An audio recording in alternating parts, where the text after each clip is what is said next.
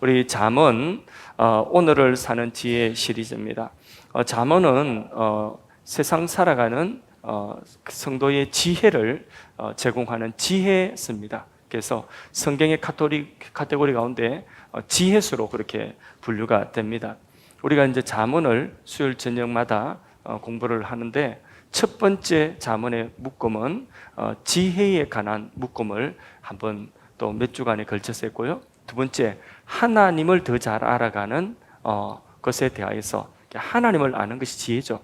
그래서 하나님에 관한 그 지혜, 그래서 그걸 또 한 묶음을 했습니다. 이제 세 번째 묶음입니다. 세 번째 묶음은 사람을 바로 알아야 되거든요.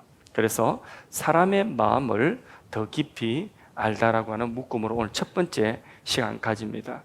OX입니다. OX 문제. 자, 사람의 행동과 사람의 마음 사이의 그 관계에 대해서 OX입니다. 사람의 행동이 사람의 마음을 빚어간다. 맞습니까? 틀립니까? 자, 사람의 행동이 사람의 마음을 빚는다, 만든다. 행동이 마음을 만든다. OX. X인 것 같습니까? 예. 예. O인데 제가 설명을 할게요. 자, 14절 한번 읽어보겠습니다. 14절.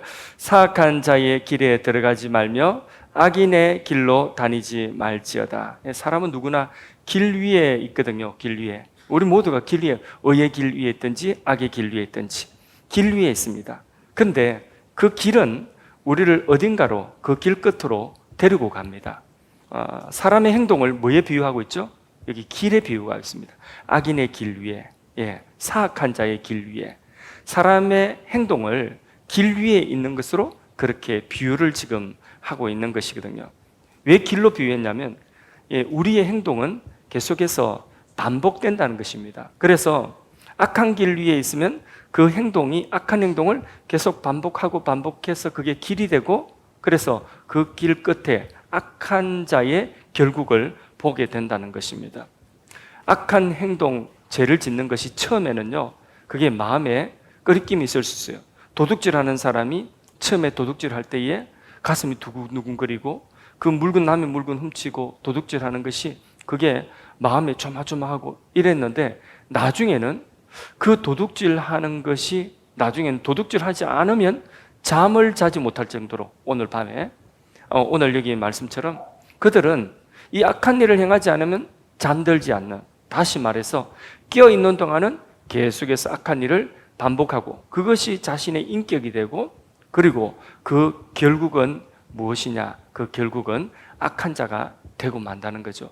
악한 길 위에 있으면 악한 자가 된다 하는 것입니다.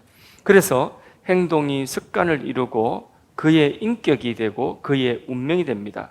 그러므로 14절 말씀에 사악한 자의 길에 들어가지 말며 악인의 길로 다니지 말지어다. 15절에 그의 길을 피하고 지나가지 말며 돌이켜 떠날지어다. 이래 말씀을 하고 있는 것입니다. 반대로 악한 길에서 떠나가지고 의의 길에 서면 결국은 우리 인생은 어디로 갈까요? 그렇죠. 의의 길로 가게 돼 있는 거죠. 자, 우리 주일 말씀 다시 복습을 하자면, 성경을 쭉 이렇게 과일처럼 쭉 짜서 이렇게 액기스로 짜서 이렇게 단어 하나가 액기스로 뚝 떨어진다면 그 가장 소중한 단어는 뭐라고 했습니까? 사랑이라고 했죠. 사랑이라고 하는 단어가 떨어졌어요. 그럼 성경대로 우리는 사랑을 알고 사랑을 누리고 사랑을 해야 되는 거죠. 그래서 사랑을 우리가 계속 반복하는 이 의의 길을 걸어가면 우리가 어떤 사람이 되는 거죠? 결국은 사랑의 사람이 된다는 것입니다. 사람들은 감정을 중요시하죠. 그래서 감정이 없으면, 사랑의 감정이 없으면 사랑을 할 수 없다고 생각하고, 사랑의 감정이 없는데 사랑하면 그것을 위선으로 그렇게 생각을 합니다. 그거 네 위선이야, 이렇게 생각을 합니다. 그런데 성경은 그렇게 말씀하고 있지 않습니다. 감정이 없어도 사랑을 하면 사랑의 마음이 거기서 빚어진다고, 우리가 사랑의 사람이 된다는 거죠. 부부가 싸웠어요. 부부가 싸웠는데 부부 사이에 위기가 뭐냐? 사랑의 감정이 다 사라져 버렸어요. 그래서 그 위기 상황에서 갈라지기 전에 이제 상담을 받는 거죠. 상담을 받았는데 상담사가 사랑하는 감정이 우리에게 전혀 없어요. 지금 다 사라졌어요. 그래도 사랑하는 감정이 없어도 사랑의 행위를 하라. 다시 합치려고 하는 그런 의지가 있다면 감정이 없어도 사랑의 행위를 하라. 사랑의 선물을 한다든지 사랑의 배려를 한다든지 사랑의 표현을 한다든지 하라는 거죠. 그렇게 하다 보니까 그 사랑의 감정이 없었는데 다시 사랑의 감정이라고 하는 이 마음이, 사랑의 마음이 다시 생기게 되는 그런 일들도 많이 일어나는 것입니다. 이처럼 감정이 없다고 해서 가만히 있으면 안 됩니다. 예수님은 심지어 누구까지도 사랑하라고 했습니까? 원수까지도 원수는 감정이, 이거는 원수를 향한 감정은 미움의 감정이죠. 분노의 감정입니다. 그런데 그런 사랑과 전혀 상관이 없는 그런 감정을 가진 그 원수까지도 사랑하라. 이 말은 너희가 감정을 만들어 가지고 사랑하라는 뜻이 아니에요. 감정이 없어도 하나님의 말씀대로, 주님의 말씀대로 원수까지도 사랑하라고 했으면 감정이 없어도 순종함으로 사랑의 행위를 하라는 것이죠. 그렇게 하면 그 사랑의 행위를 하면 그 상대방이 사랑을 거절한다 할지라도, 그 사랑을 무시한다 할지라도 나는 어떤 사람이 되느냐? 나는 사랑의 사람이 된다는 것이죠. 그래서 내가 사랑의 마음으로 빚어진다는 것입니다. 지금 내가 사랑하기 힘든 한 사람, 그 사람을 한번 떠올려 보십시오. 사랑하기 힘든 그 한 사람을 지금 마음속에 떠올려 보십시오. 생각나는 사람이 있습니까? 혹시 있다고 한다면, 그러면 나의 감정을 떠나서 주님이 명령하신 명령대로 그에게 구체적으로 어떻게 그러면 나는 사랑의 행동을 나는 할 것인가? 그걸 한번 생각해 보십시오.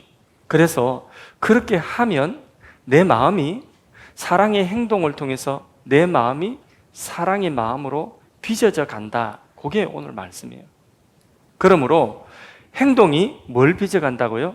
마음을 빚어간다. 의인의 길 위에서 의인의 행동을 하면 의인의 마음으로 빚어간다. 그러면 점점 이제 사랑을 예를 들면 사랑이 뭔지 진짜 알게 된다는 거죠. 사랑할 수 없는 그 사람을 내가 사랑하다 보면 참 사랑이 뭔지 점점 밝아지고 사랑에 대해 더 알아간다는 거죠. 잠언 14장 18절 19절 말씀입니다. 읽어보겠습니다. 의인의 길은 돋는 햇살 같아서, 같이 읽어볼까요? 시작. 의인의 길은 돋는 햇살 같아서 크게 빛나 한낮의 광명에 이르거니와 악인의 길은 어둠 같아서 그가 걸려 넘어져도 그것이 무엇인지 깨닫지 못하느니라. 악인의 길은 점점 어두워져서, 그래서 자기 발에 뭐가 걸려서 넘어지도 뭐 때문에 넘어지는지도, 뭐에 걸려 넘어지는지조차도 모른다. 그래서 악인의 길 위에 서 있으면 계속 더 어두워진다. 죄의 길 위에 서 있으면 더 어두워져서, 그래서 사실 사람이 제일 위험한 것이 뭐냐면 자기가 모르는 죄예요. 자기를 제일 망가뜨리고 자기를 제일 몹쓸 사람으로 만드는 최고의 원수가 뭐냐? 그게 자기가 알지 못하는 죄예요. 자기가 깨닫지 못하는 죄예요. 그걸 누가 알려줬다면 고맙다 해야 돼요. 그걸 누가 깨닫게 해줘서 이게 죄였구나, 이게 나를 망치는 원수였구나, 그걸 누가 깨닫게 해주면 고맙다 해야 돼. 근데 사람은 그렇게 하지 않죠. 그걸 꽁꽁 감추려고 그렇게 하는 습성들이 있습니다. 자, 이렇게 어떤 사람이 반대로 사랑을 했습니다. 사랑할 감정이 안 생기는데, 근데 주님 말씀 따라 사랑을 했습니다. 그러면 사랑을 하다 보니까 무엇을 알게 되느냐? 참 사랑을 거기서 더 알게 되는. 그래서 의인의 길은 돋는 햇빛 같아서, 그래서 더 밝아진다는 거예요. 더 밝아져. 대신에 악인의 길은 자기가 악한 길에 서 있음에도 불구하고 왜 내가 악한지, 왜 내가 넘어지는지 그것조차도 몰라요. 점점 더 사람이 깜깜이가 되어져 간다는 것이죠. 그래서 원망하고 불평하고 남의 탓만 하는 거예요. 계속 남의 탓만 하는 것입니다. 근데 내가 사랑을 하게 되면, 그러면 우리가 예를 들어서 교회 안에서 교사를 하는데 말 안 듣는 아이가 있습니다. 거짓말 잘하는 아이가 있습니다. 뺀질이가 있습니다. 그 뺀질이를 내가 매 사랑으로, 어쩔 수 없이 그 사랑에 맡겨주신 내 양이니까, 하나님이 내 반에 맡겨주으니까, 우리 반에 맡겨주으니까, 그래서 내가 교사로서 그 아이 약속하고 뭘 사주고 이런데도 사랑을 베풀고 그 호의를 얘가 이용만 하는 거예요. 교묘하게 이용하고, 애가 하여튼 어른보다도 더 애가 하여튼 장기가 많아요. 얼마나 얄밉고, 그럼에도 불구하고 얘를 찾아가고 약속하면 또 어기고. 그런데 그 사랑을 마음이 가지 않아도 똑같이 이 아이를 사랑하다 보면 거기서 누구를 보게 되느냐면 바로 하나님 앞에서 거짓말하고 하나님 앞에서 약속 어기고 그런 내 모습을 보게 되는 거예요. 저는 주일학교 교사하면서 주일 아침마다 제 모습을 거기에 아이들에게서 봤습니다. 맨날 약속해놓고 약속 안 지키고, 받아 묻기만 하고 약속 안 지키고, 짜장면도 사주도 짜장면만 묻고, 그 당시 짜장면이 얼마나 큰데 짜장면만 묻고 입에 묻히고 다니면서 입에 짜장면도 마르기 전에, 촌장도 마르기 전에 또 약속 어기고 그래요. 그렇게 철떡같이 약속해놓고 주일 아침에 찾아가면 아침에 문을 안 열어주는 거예요. 꼼짝도 안 하고 있습니다. 그러면 그 집에서 그냥 돌아올 때에, 그때에 내 마음속에 첫째 조마조마하면서 주님의 마음이, 주님도 나를 이렇게 기다리셨지 하는 그거, 내가 어릴 때부터 급할 때마다 누구 찾았을까요? 급할 때마다 하나님 찾아, 아플 때도 하나님 찾고, 요번만 고쳐주시면, 요번만 우리 아버지 안 아프게 해주시면, 요번만 시험 잘 치게 해주시면, 그 수도 없이 했거든요. 근데 그때마다 하나님은 은혜를 주셨는데, 그때 지나고 나면 또 하나님께 언제 그랬느냐는 듯이 하나님 떠나있는 내 모습, 그 모습이 거짓말하는 아이들, 약속 안 지키는 아이들을 통해서 꼭 누구를 보는 거냐? 저를 보는 거예요. 그럼에도 불구하고 기다려주시고, 그럼에도 불구하고 포기하지 않고 나를 사랑하셔서 끝까지 붙들어 주시는 그 하나님의 사랑을 내가 알게 되는 거예요. 그 아이 통해서. 그리고 그 사랑으로 계속해서 아이를 사랑할 수 있는 힘이 또 생기는 거죠. 그러면 그 아이가 변할까요? 안 변할까요? 변해요. 그러면서 누가 성장할까요? 내가 성장하는 것입니다. 내가 사랑이 뭔지 알게 됩니다. 그게 바로 뭐냐 하면, 의인의 길은 돋는 햇빛 같아서 더 환하게 된다는 거죠. 그만큼 하나님께서는 우리의 감정, 사랑에 대한 것을 이야기하자면, 우리의 감정이 사랑할 수 없다 할지라도 우리 감정을 우리가 다 일러가지고, 그래도 그렇게 네 미워하면 안 된다, 그래도 네 비난하면 안 된다, 그러면서 우리가 사랑을 하면, 그러면 그 안에서 하나님은 나를 사랑의 사람으로 빚어가십니다.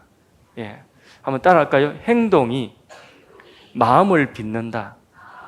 예, 행동이 마음을 빚어갑니다. 그래서 우리 마음이, 감정이 가지 않아도 하나님의 명령에 따라 의의 행동을 하십시오. 순종하면 하나님이 우리의 마음을 거기에 맞도록 빚어가신다. 예. 이제 다시 역으로 또 질문합니다. 그러면 마음이 행동을 만들어낼까요? OX. 그건 맞죠, 그죠? 다시 역으로 그 마음이 이제는 또 행동을 만들어내게 되는 것입니다. 잠언 4장 23절에서 26절까지 말씀을 읽어보겠습니다. 모든 지킬 만한 것 중에 더욱 내 마음을 지키라. 생명의 근원이 이에서 남이니라. 구부러진 말을 내 입에서 버리며 삐뚤어진 말을 내 입술에서 멀리하라. 내 눈은 바로 보며 내 눈꺼풀은 내 앞을 곧게 살펴 내 발이 행할 길을 평탄하게 하며 내 모든 길을 든든히 하라. 아멘. 마음은 행동을 이끕니다. 중앙통제소와 같은 그런 역할을 마음이 하거든요. 온몸의 지체를 마음이 끌어가는데, 근데 문제는 이 마음이 쉽게 흔들려야 안 흔들려요. 이 마음이 쉽게 흔들려져. 그래서 그런 말이 있죠. 여자의 마음은 무엇과 같다? 갈대와 같다. 누가 그런 말을 했는지. 마음이 갈대와 같이 요랬다 저랬다 이렇게 움직이는 거죠.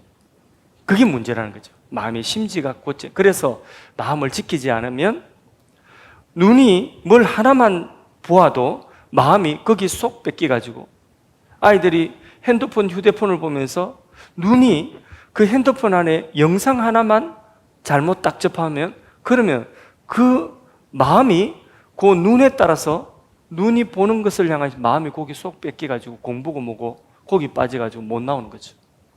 그렇게 해서 눈으로 하나 보는 것으로 온 마음을 다 빼앗아 갈 수 있습니다.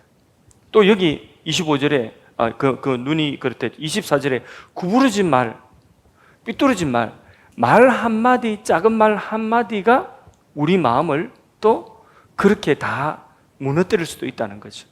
또 내 발이 행할 길을 평탄하게 하면, 이 보면 발이 잘못된 길을 자꾸 걸으면 결국 마음도 거칠어지고, 입이 잘못된 독한 말을 하면 그러면 마음도 거칠어져요. 욕을 막 해요. 욕을 하는 입이 되면 그 마음은 어떻게 될까요? 거칠어지죠. 남 비난하고 정죄하고, 그리고 막 그렇게 입술로 말이 거칠면 그 마음이 어떻게 될까요? 그 마음도 거칠어요. 그러니까 이 사람의 이 마음이라고 하는 것이 굉장히 중요함에도 불구하고 이 마음은 쉽게 잘 변하고 심지가 견고하지 않으면 보는 거 하나에, 말 한마디에, 작은 행동 하나에 이 마음이 무너져 내릴 수가 있다는 거죠. 그래서 내 마음을 어떻게 하라고요? 지켜라. 생명의 근원이 여기에서 나온다. 어떻게 우리 마음을 잘 지킬 수 있을까요? 우리 마음을 잘 지킬 수 있는 최선의 방법이 뭘까요? 예, 맞습니다. 예배입니다. 예배를 통해서 하나님의 말씀으로 우리 마음을 채워나가는 거죠. 예배는요, 우리의 입이 하나님을 향하게 합니다. 우리 입이. 예배는요, 우리의 발이 하나님을 향하고 우리 몸이 하나님을 향하는 것이고, 우리의 생각, 우리의 상상이 하나님을 향하도록 하는, 우리의 전 인격이 하나님을 향하도록 하는 그게 예배입니다. 그래서 예배를 통해서 우리의 마음을 지켜나갈 수 있도록 해야 되는 거죠. 하나님은 우리의 행동 이면에 뭘 보신다고 했어요? 하나님은 사람의 외모가 아니라 그 외모, 행동 이면에 뭘 보신? 중심이 뭡니까? 우리의 속마음을 지켜보신다고 하지 않습니까? 예. 잠언 16장 2절 말씀을 같이 읽어보겠습니다. 사람의 행위가 자기 보기에는 모두 깨끗하여도 여호와는 심령을 감찰하시느라. 예배 시간에도 마음은 딴 데가 있을 수 있어요. 몸은 여기, 외모는 여기 와가지고 있어요. 그래서 조시는 분들, 너무 피곤해가지고 조시는 분들 보면요, 안 졸았다고 하려고 그래서 계속 끄떡끄떡 이렇게 하시는데, 근데 안 졸았다 이렇게 하는데 계속 안 졸았다 이러는데 딱 보면 좋은 거 알아요. 물어보면 알아. 놓치고 있어요. 예. 딱 듣고 있는 사람하고 이게 좋은 사람하고, 속으로 속잠 자고 딴 데 콩밭에 가 있는 분들하고는 이게 물어보면 알아요. 예배 시간에. 마음은 얼마든지 콩밭에도 가 있고 다 가 있을 수 있습니다. 집에도 가 있을 거고, 가스레인지 잠그고 왔는가 이런 거 지금도 그 생각하고 있을 수도 있어요. 몸은 여기 있지만은, 그러나 하나님은 우리의 몸뿐만 아니라 뭐 보신다고요? 마음 중심을 보신다, 이렇게 말씀하고 있습니다. 여호와는 심령을 감찰 아시죠? 예, 감찰하시느니라. 사람들의 인정하고 상관없이 하나님은 중심, 그 심령 속에 있는 것을 보시는 거죠. 때로는 열심히 봉사하는데 그 심령 속에, 그 중심에, 마음 속에는 뭐가 있느냐? 자기의가 있고, 때로는 열심히 봉사하는데 그 속에 뭐가 있느냐? 사람들에게 인정받고자 하는 욕구가 있고, 그리고 내가 이런 사람이다 하는 걸 드러내고자, 자기를 증명하고자 하는 그런 자기 안에 어떤 후황된 그런 마음이 있을 수가 있는 것이고, 그런 거죠. 그러니까 그 마음의 중심을 하나님이 보시는 거죠. 또 이런 경우도 있죠. 열심히 봉사하는데 사람들이 전혀 알아주지 않아요. 오히려 앞장서서 일하면 뭐 맞습니까? 정을 맞아요. 앞장서서 일하면 사람들에게 오히려 비난받고 괜히 사람들 구설수에 올라가고, 그래서 어떤 분들은 그러죠. 교회 온 지 얼마 되지도 않았는데 내가 이렇게 하면, 나서서 하면 사람들이 뭐라 하지 않을까, 이런 걱정들 하시죠. 그게 우리 현실이거든요.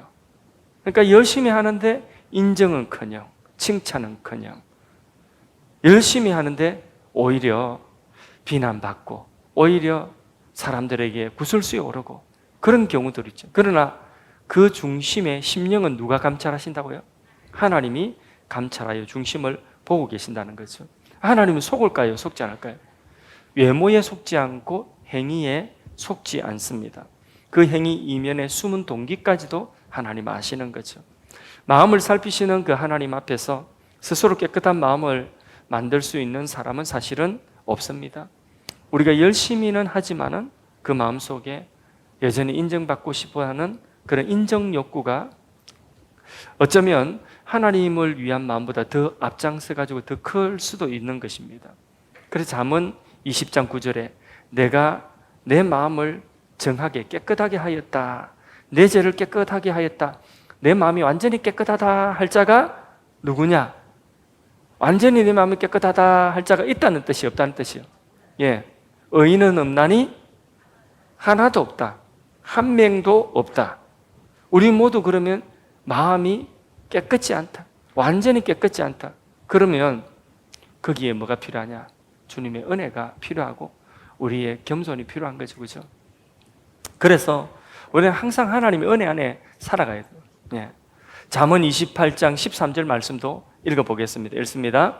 자기의 죄를 숨기는 자는 형통하지 못하나 죄를 자복하고 버리는 자는 불쌍히 여김을 받으리라. 자, 죄를 숨기면 하나님이 어떻게 하신다고요? 그 죄 드러내실 거다. 그런데 우리가 죄를 주님 앞에 자복하고 우리 죄를 주님 앞에 드러내면 하나님이 그 죄를 가리시고 덮어주신다는 거예요. 그럼 우리는 하나님 앞에 우리 죄를 드러내야 되겠습니까? 숨기고 아닌 척 해야 되겠습니까? 드러내야죠. 드러내면 오히려 하나님께서 그것을 감추어 주시고 그 허물을 가려 주신다. 아이가, 아빠가 굉장히 아끼는 물건을 아이가 깨뜨렸어요. 친구하고 놀다가 깨뜨렸는데 아빠한테 혼날까 싶어서 그걸 꽁꽁 감추어 뒀어요. 근데 아빠가 얘야, 이 아빠 물건 어디 있는지 못 봤니? 애가 저 몰라요. 이렇게 하면 그때부터 불안해요, 안 불안해요? 그때부터 불안하죠. 그래서 불안해가지고, 근데 알고 있어요, 모르고 있어요? 부모는 알고 있죠. 예, 다 아들은 다 흔적을 남깁니다. 그래서 다 알고 있는데, 그런데 아이가 이 추궁하기 전에 지가 먼저 실토를 하는 거죠.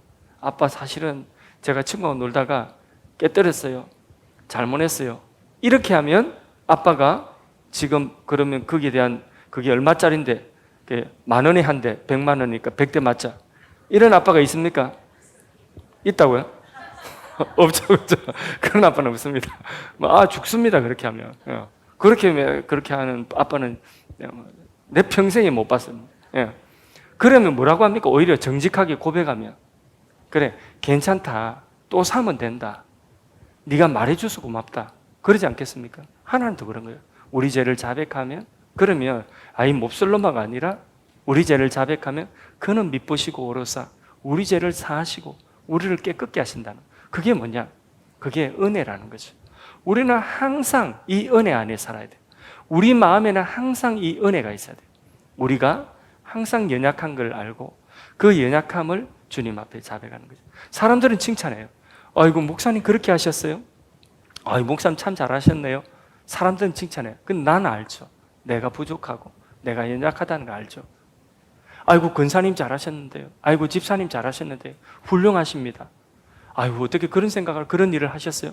그러면 그 칭찬, 사람들의 칭찬 속에 우리는 알죠. 우리 각자는 알아요. 우리가 부족하다는 걸 알아요. 그 일에도 우리의 허물이 있다는 걸 압니다.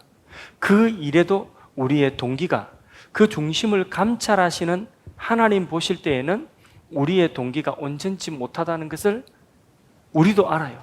그렇기 때문에 우리는 항상 하나님 앞에 고백해요. 하나님의 은혜로 했지만, 그러나 여전히 부족해요. 여전히 나는 부족합니다. 요걸 항상 이런 마음을 가지고 있는 것이 뭐냐? 하나님의 은혜 안에 가는 것이고 그 마음속에 뭐가 있는 거죠? 은혜가 있는 거예요. 은혜. 우리는 이 하나님의 은혜가 우리 마음속에 머물러야 되는 줄로 믿습니다. 그래서 우리 마음과 하나님과의 관계는 하나님은 우리 마음을 감찰하시는데 감찰하시는 하나님 앞에 우리의 마음이 온전케 할 사람이 없다. 그렇기 때문에 항상 우리에게 뭐가 필요하냐? 하나님의 은혜가 필요하다. 그래서 우리의 마음에는 항상 하나님의 은혜가 있어야 됩니다. 그래서 은혜로 일을 하는 사람하고 자기 잘나서 일하는 사람하고 다릅니다. 결과가 완전 달라요. 동기가 다르면 뿌리가 다르기 때문에 열매가 달라요. 하나님이 인정하지 않는 것입니다. 귀신을 쫓아내고 주여 주여 선지자 노릇해도 아무리 놀라운 능력이 그를 통해 나타났다 할지라도 그래도 주님께서는 그는 나와 상관없는 일이다. 그 열매가 주님과 상관없는 결과로 맺어지면 그 뿌리가 어떻다는 거예요? 그 동기가 그것이 하나님께 뿌리를 둔 동기가 아니라는 거죠. 그러므로 우리는 항상 하나님과 우리 마음과의 관계는 우리 마음속에 하나님의 은혜가 있어야 된다. 항상 하나님의 은혜가 머무는 그것이 되려고 하면 우리는 항상 부족한 자입니다. 항상 연약한 자입니다. 나의 부족함과 연약함을 알아야 됩니다. 자, 마음과 마음 이제 마지막입니다. 마음과 마음이 있는데 이 사람의 마음과 이 사람의 마음, 이 사람과 이 사람이 관계를 서로 이제 인간 관계를 맺어가면 우리는 사람과의 관계를 맺어가잖아요. 하나님과의 관계만 맺을 뿐만 아니라 사람과의 관계에서 이 사람의 마음과 이 사람의 마음, 이 두 마음이 같을 수도 있고 다를 수도 있고 그 갈등이 막 일어나게 되는 거죠. 마음속에, 서로의 마음속에 좋았다가 막 미워졌다가 막 어떤 때는 막 화가 났다가 이런 이제 관계 속에 이런 마음과 마음 사이 갈등이 일어나지 않습니까? 그래서 그 마음을 우리가 바로 또 사랑과의 마음 속에 우리는 마음과 마음을 분별을 잘해야 되는데 그 관련된 잠언 몇 구절 읽어드리고 잠깐 설명을 마치겠습니다. 자, 잠언 27장 19절 말씀 같이 한번 읽어보겠습니다. 읽습니다. 물에 비치면 얼굴이 서로 같은 것 같이 사람의 마음도 서로 비치느니라. 자, 요거 누가 해석해 보실 분? 물에 비치면 얼굴이 서로 같은 것 같이 사람의 마음도 서로 비치느니라. 예. 빨리 모른다 하세요.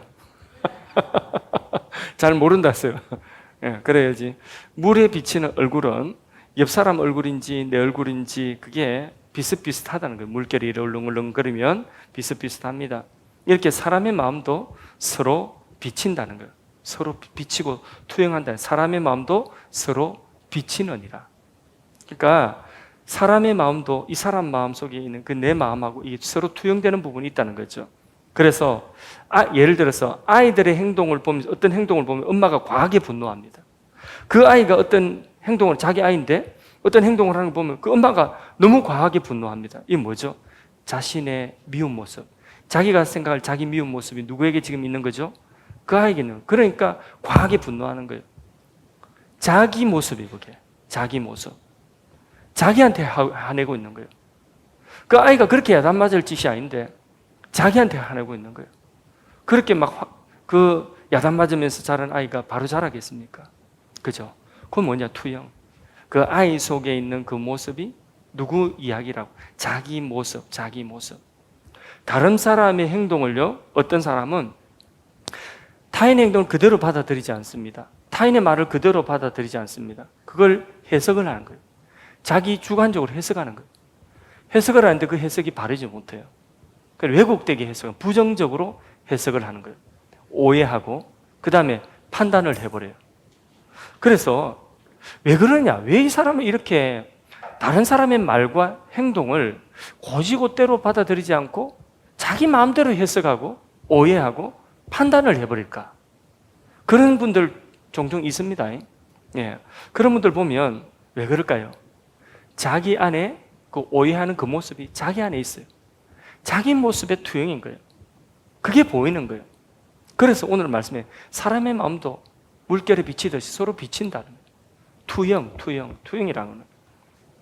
그래서 그 사람 이야기를 들으면요, 그래 이야기하는 사람 들으면 그 이야기 대상이 되는 사람이요, 내가 알고 있던 사람이 아니에요. 예를 들어서 L라고 하는 집사님에 대해서 내가 그 투영하는 이 사람이 뭔 말을 하면 이 사람의 행동에 대해서 이 사람이 자기 마음대로 이 사람을 갖다가 언행을 갖다가 말하고 행동하는 것을 자기 마음대로 해석을 해보는 거예요.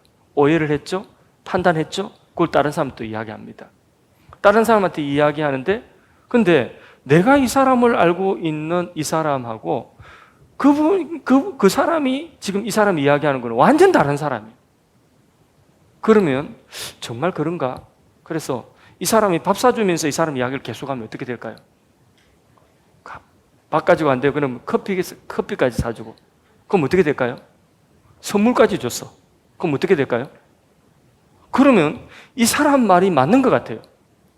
내가 보는 이 사람하고, 갑자기 사람이 됐어요. 내가 보는 이 사람하고 완전 다른 사람이에요. 근데 자꾸 이야기를 듣다 보면 어떻게 돼요? 이 사람에 대한 여기에 그 편견이 여기 같이 섞이는 거예요. 저는 그런 경우를 너무 많이 봤어요. 목회하면서 그런 경우를 너무 많이 봤어요. 그렇게 해서 이간질이 생겨요. 이간질. 교회 안에서 막 이간질하는 그런 일이 생기는 거예요. 제가 피해자인 경우도 많고, 또 다른 어떤 분이 피해자가 되는 경우도 많고, 교회 안에 이런 일이 비일비재합니다. 그게 왜 그럴까요? 그게 자기 모습. 자기 안에 있는 그 나쁜 모습이 다른 사람을 그렇게 보는 거예요. 자기가 그런 사람이기 때문에 그래 보는 거예요. 사실은 그 모습을 보면서, 다른 사람을 보면서 누구를 봐야 되는 거예요? 자기를 봐요, 자기를 봐야 돼요. 나에게는 이런 모습이 없나? 이게 내 모습인데 이걸 봐야 되는데 자기 모습을 못 보는 거죠. 이런 사람은요, 사실 좀 치료받아야 돼요. 이런 분들은 돌봄을 많이 받아야 돼요.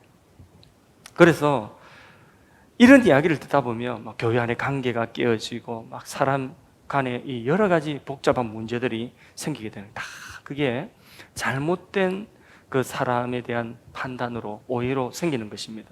그래서 자신의 마음을 잘 가꾸는 태도는 유난히 내 눈에 다른 사람 못난 마음이나 못난 말이나 못난 행동이 유난히 나에게 그렇게 잘 보이면, 그러면 그건 뭐라고요?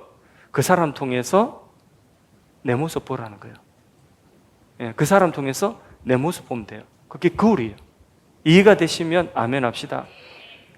그래서요, 자신을 봐야 돼요, 자신을. 나에게는 이런 모습은 없는지 하고 자기를 살펴야 되는 것입니다.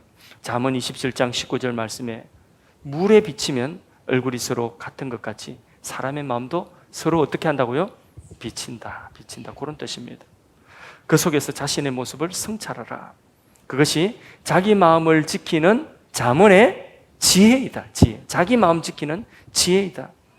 또 한 군데 더 보겠습니다. 잠언 26장 23절에서 25절까지 말씀을 읽습니다. 시작. 온유한 입술에 악한 마음은 낮은 언을 입힌 톡이니라. 원수는 입술로는 꾸미고 속으로는 속임을 품나니 그 말이 좋을지라도 믿지 말 것은 그 마음에 7가지 가증한 것이 있음이라.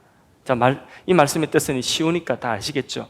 혹시 사람의 그 모습을 보고 어떤 그 사람의 말만 믿고 그 사람의 인격이나 그 사람의 그 말에 내가 속았다 하거나 아니면 그 사람에 대한 내가 캐치한 것이 잘못됐다, 그런 경우들이 있습니까, 없습니까? 많이 있죠, 그죠? 그런 일들이 많이 있습니다. 다른 사람의 말에 내가 놀아나가지고 그런 적도 있습니까, 없습니까? 그래서 내가 중심을 잡지 못하고 요래 휘둘리는 그런 경우가 종종 있죠, 그죠? 예.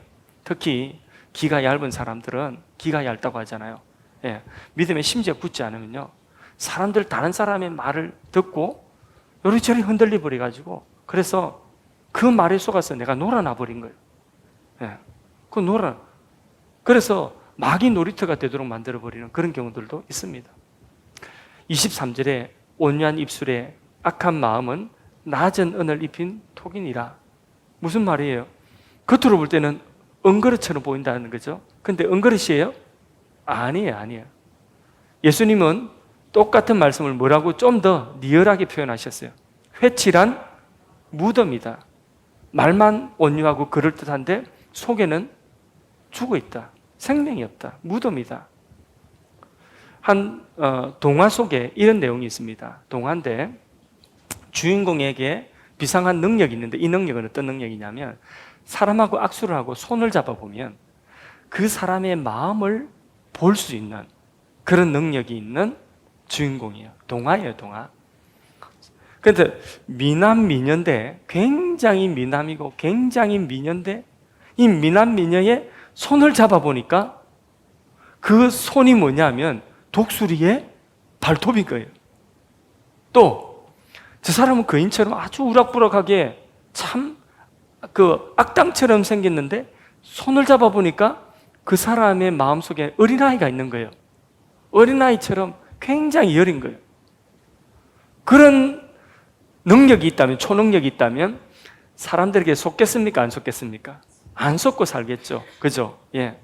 그런 능력이 사실은 우리에게는 없지만은 하나님이 은사로 그것을 우리에게 주십니다. 은사로. 그런 은사를 그 은사를 뭐라고 하냐면 영들을 분별하는 지혜다. 예. 잠언 20장 5절 말씀 보세요. 잠언 20장 5절. 이런 능력이 있으면 얼마나 좋겠습니까? 같이 한번 읽어봅시다.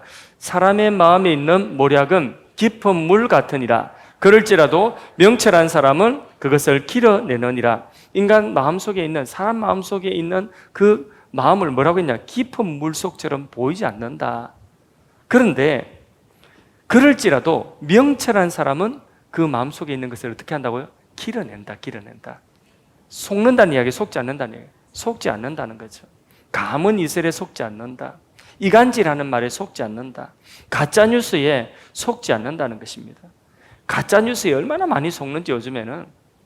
가짜뉴스 보는 사람은 맨날 가짜뉴스만 봐요. 그리고 그 가짜뉴스 보고 또 다른 사람한테 보냅니다. 다른 사람은 다 가짜인 줄 아는데 자기만 몰라요. 그게 가짜뉴스, 가짜뉴스. 오늘 시대는 다 가짜뉴스가 이렇게 판을 칩니다. 이런 거짓된 세상 속에서 속지 않고 지혜롭게 살아가려고 하면 분별할 수 있어야 돼요. 분별. 그래서 사람 마음속에 감추고 있는 그 음흉한 것들을 분별할 수 있는, 그래서 속지 않죠. 여러분, 어제 아침인가 오늘 아침인가 뉴스를 들었는데 뉴스에 어떤 뉴스가 나오냐면 보이스피싱 피해액이요. 우리나라에 하여튼 영어만 나왔다면, 하여튼 외국말만 나왔다면 이게 말이 보이스피싱이 보이스, 제가 일부러 웃기려고 한 이야기입니다. 보이스피싱의 피해액이 얼마인 줄 아십니까? 1조 원이 된다. 그래서 특별 조치로 뭐 어떻게 은행이 책임지게 하고 뭐 이런 조치까지 이제 고려를 하고 있다는 그런 뉴스를 봤거든요. 1조면 엄청난 시장이죠, 그죠? 그만큼 사람들이 많이 속는다는 거죠. 그럴듯한 말에 속는다는 거죠. 그러니까 속으면 안 돼요. 우리가 속는 것도 그것도 지혜롭지 못해서 그런 것이거든요. 지혜로운 사람은 분별하고 속지 말아야 됩니다. 사람을 의심하라고 하는 이야기가 아니에요. 사람의 마음의 깊은 것을 감찰하시는 하나님이, 그 성령님이 내 안에 계시고 그 하나님 모시고 살면 내가 그 성령의 지혜로서 속지 않고 분별할 수 있다는 것입니다. 영을 분별하는, 이것은 성령이 주시는 은사입니다. 은사. 하나님 주시는 분별의 지혜로 믿을 사람은 믿고 조심할 사람은 조심할 수 있기를 바랍니다. 말씀을 맺습니다. 자, 오늘 말씀 정리 다시 한번 해보겠습니다. 행동이 마음을 빚습니다. 그러므로 하나님의 말씀이라면, 예를 들어서 사랑이라고 한다면 마음이 내키지 않아도, 감정이 없어도 순종함으로 사랑하면 사랑의 마음이 빚어진다. 또 역으로, 그러면 마음도 행동을 빚어가는데 마음은 지키기가 어렵다. 그래서 그 마음을 잘 지키는 방법은 예배, 말씀을 통해서 자신의 마음을 지키고 자기 마음 안에 하나님이 계시도록 해야 된다. 하나님의 그 감찰하신 하나님 앞에서 항상 내 마음은 낮아지고 내 마음이 낮아진 그곳에 하나님의 은혜가 항상 머물게 된다. 그리고 다른 사람과의 관계에서 다른 사람의 뭔가가 자꾸 보이면 거기서 누구 모습 보라고요?